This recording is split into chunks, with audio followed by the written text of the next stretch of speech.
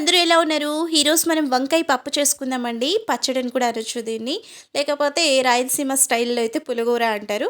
ఎలా చేయాలి ఏంటి అనేది లేట్ చేయకుండా నేను వీడియో కంప్లీట్‌గా మీకు ఎక్స్‌ప్లెయిన్ చేస్తాను. నా వీడియోస్ నచ్చితే ప్లీజ్ లైక్ చేయండి. ఇక్కడ నేను ½ కిలో వంకాయలు తీసుకున్నాను. 2 ఆనియన్స్, 4 టమాటా తీసుకున్నాను.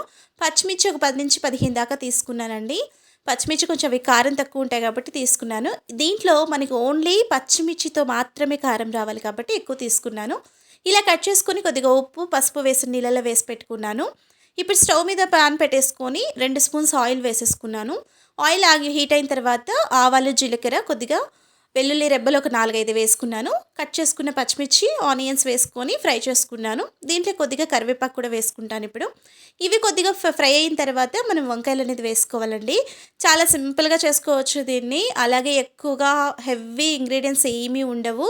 హెల్త్కి కూడా చాలా మంచిది. సో ఇలా మనకి ఫ్రై అయిన తర్వాత ఇప్పుడు మనము దీంట్లో వంకాయలు అనేది కట్ చేసి పెట్టుకున్నాం కదా, అవన్నీ వేసేసుకొని ఫ్రై చేసుకోవాలి. దీంట్లో మనము ఇప్పుడు కొద్దిగా కలుపుకునే తర్వాత పసుపు, ఉప్పు వేసుకోండి. వంకాయ లేకపోతే చేదు వస్తుంది. ఎప్పుడైనా సరే కట్ చేసుకున్నప్పుడు కానీ లేదంటే ఇలా మనం కర్రీ చేసుకున్నప్పుడు కానీ ఫస్ట్ అవి వేసిన వెంటనే పసుపు, ఉప్పు వేసేసుకోండి. నేను ఇక్కడ తగినంత ఉప్పు వేసుకున్నాను, అలాగే కొద్దిగా పసుపు వేసుకున్నాను. ఇవి కలుపుకొని మనం ఇప్పుడు మీడియం ఫ్లేమ్లో పెట్టి కొద్దిసేపు మూత పెట్టేసుకుందామండి. కొంచెం మగ్గాలి ఇవి.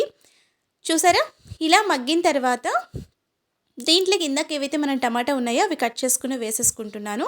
ఒక 30% మనకి ఇక్కడ వంకాయలు మగ్గిన తర్వాత వేసుకోవడం వల్ల ఇక్కడ మనకి టమాటాలు కూడా మగ్గుతాయి. చూసారా, టమాటాలు కూడా క్లియర్గా మగ్గిపోయాయండి. ఇవంతా కూడా మనము మీడియం నుంచి సిమ్లోనే చేసుకోండి. కింద మాడిపోతే అంత టేస్ట్ ఉండదు. చిన్న ఉసిరికాయ సైజ్ అంతా నేను చింతపండు వేసుకున్నాను. ఒక స్పూన్ వచ్చేసి ధనియాల పొడి వేసుకున్నాను, అంతే. అంతకంటే ఎక్కువ దీంట్లో ఏం వేసుకోవట్లేదు. కొద్దిగా కొత్తిమీర అనేది పూర్తిగా మీ ఆప్షనల్, వేస్తే చాలా బాగుంటుంది. కొత్తిమీర కూడా వేసిన తర్వాత మనకి ఇక్కడ కుక్ అవ్వడానికి సరిపడా వాటర్ వేసుకుంటున్నాను. పెద్ద గ్లాస్ని వాటర్ వేసేసుకున్నానండి. ఆల్రెడీ మనకి ఇక్కడ 50-70% ఫ్రైలోనే కుక్ అయిపోతుంది వంకాయ కాబట్టి చూసుకొని వాటర్ వేసుకోండి. ఇలా వాటర్ వేసుకున్నాక కొద్దిగా ఏమైనా ఉప్పు, కారం తగ్గినట్టయితే ఉప్పు కొద్దిగా వేసుకోండి. చూసారా, మనకి దగ్గర పడిపోయిందండి. మ్యాక్సిమం ఇక్కడ మనం సిమ్లోనే చేసుకున్నాను నేను, ఎందుకంటే కింద మాడకన్నా ఉంటుంది కాబట్టి. ఇంతకంటే దీంట్లోకి మనం ఎక్కువ ఇంగ్రీడియంట్స్ ఏమీ వేయలేదండి. తక్కువ ఇంగ్రీడియంట్స్తో చేసుకుంటేనే మనకి హెల్త్కి చాలా బాగుంటుంది. ఇక్కడ మనం ఇప్పుడు పప్పు ఎనిపినట్టు మనం పప్పు గుత్తితోటి వెనుపుకుంటే సరిపోతుంది. మళ్ళీ ఎక్స్ట్రాగా దీనికి పోపు పెట్టాల్సిన అవసరం లేదు, ఆల్రెడీ పెట్టుకున్నాం కాబట్టి వెనిపేసుకుంటే సరిపోతుంది. పప్పు గుత్తితో వెనిపేసుకుంటే మనకి ఇక్కడ కర్రీ అనేది రెడీ అయిపోయింది. నచ్చిందా? నచ్చితే ఖచ్చితంగా లైక్ చేయండి అండ్ షేర్ చేయండి. ఇలాంటి మంచి మంచి వీడియోస్ నేను మీకోసం తీసుకొస్తూనే ఉంటాను. మీకు ఎలాంటి రెసిపీస్ కావాలో కూడా నాకు ఖచ్చితంగా కామెంట్ చేయండి. ఇంతకంటే మనం ఎక్కువ ఇంగ్రీడియంట్స్ వేసుకోవట్లేదు కాబట్టి హెల్త్కి కూడా మంచిదండి. ఎక్కువ మసాలాలు తినేదానికన్నా ఇలా సింపుల్గా చేసుకుంటే బాగుంటుంది కదా. సో నచ్చితే ఖచ్చితంగా ప్లీజ్ సబ్స్క్రైబ్ చేసుకోండి. పక్కనే ఉన్న బెల్ ఐకాన్ క్లిక్ చేయండి.